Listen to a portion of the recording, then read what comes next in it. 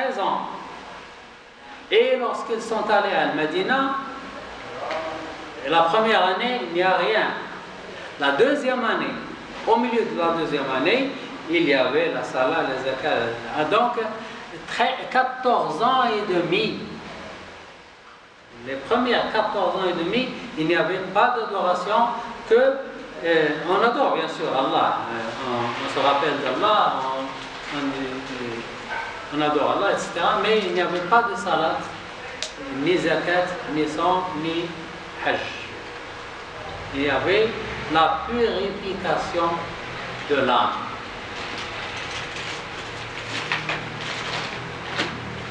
Alors, lorsque vous voyez un surah mécois, vous voyez qu'il s'agit de la correction de l'âme.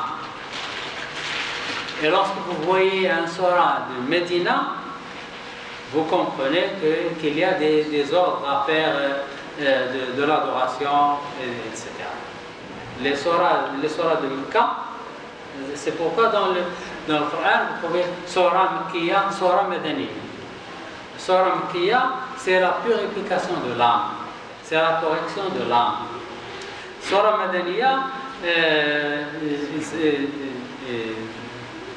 elle parle du mariage, de l'héritage, de la salat, zakat, hajj, etc. Les lois. Alors c'est une surah mécoise et les deux versets se réfèrent au jihad de nafs. Il n'y avait alors pas de jihad militaire. À Mecca, il n'y avait pas de combat, il n'y avait pas de bataille. Non, et la bataille était contre nafs. On se corrige. On n'adore plus les idoles.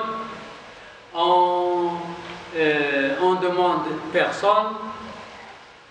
Je vous ai dit, je crois que Salim, le fils de Omar Khattab, était à Mecca.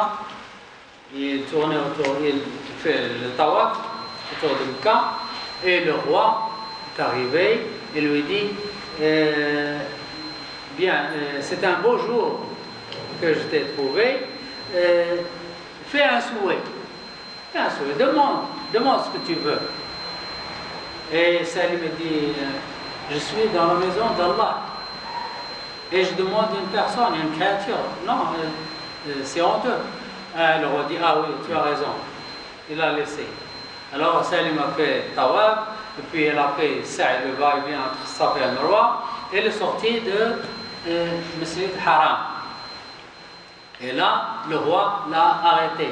Il dit, maintenant tu es hors de l'Islam haram. Alors fais un souhait, demande-moi quelque chose. J'ai envie de te donner quelque chose. Fais un souhait, l'argent, une ferme, les bétails, tout ce que tu veux. Alors lui dit, est-ce que je te demande une chose de ce monde si bas ou une chose de l'au-delà? Il a dit non, l'au-delà ça appartient à Allah. Demande-moi quelque chose du monde si bas. Et Salim m'a dit, la chose du monde si bas, je ne l'ai pas demandé à Allah lorsque j'étais à la maison d'Allah. Je ne l'ai pas demandé de me donner de l'argent, les biens, la fortune, etc. Je lui ai demandé de me sauver de l'enfer.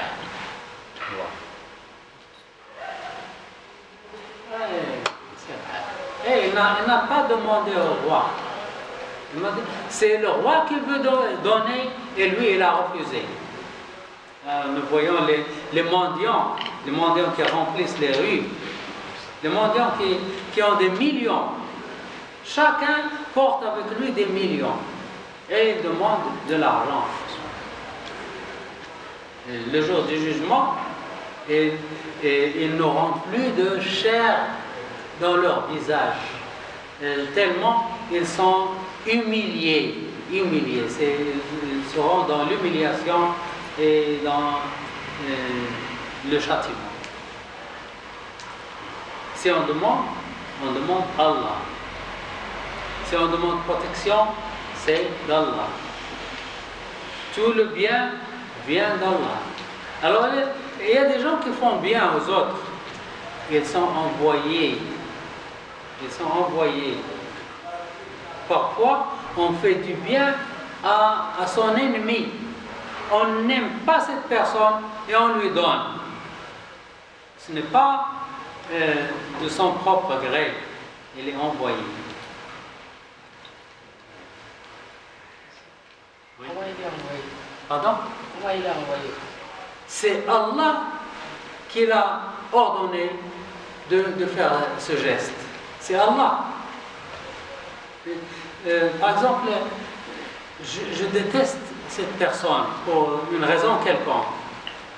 Mais malgré que je le déteste, je lui donne. Et ça veut dire, je ne le donne pas parce que je le veux ou je l'aime, mais je suis obligé de le donner, je ne sais pas pourquoi. C'est Allah subhanahu wa ta'ala qui m'a poussé à le donner. Parfois, le bien vient de l'ennemi. Il y avait un orphelin et son père s'est marié avec une autre femme. La mère de l'enfant est morte et le père s'est marié avec une autre femme. Et l'autre femme a donné un enfant. Alors, ils sont deux frères.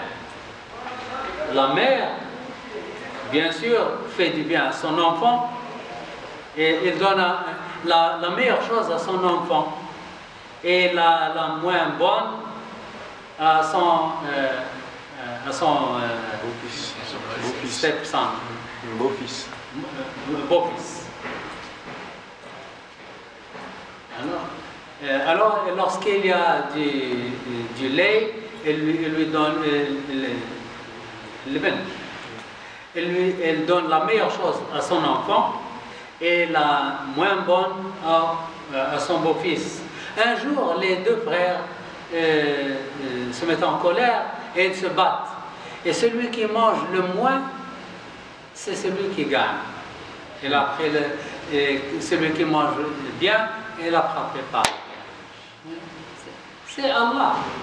Elle veut que son fils soit plus fort que le beau-fils. Mais Allah veut que le beau-fils soit le plus fort.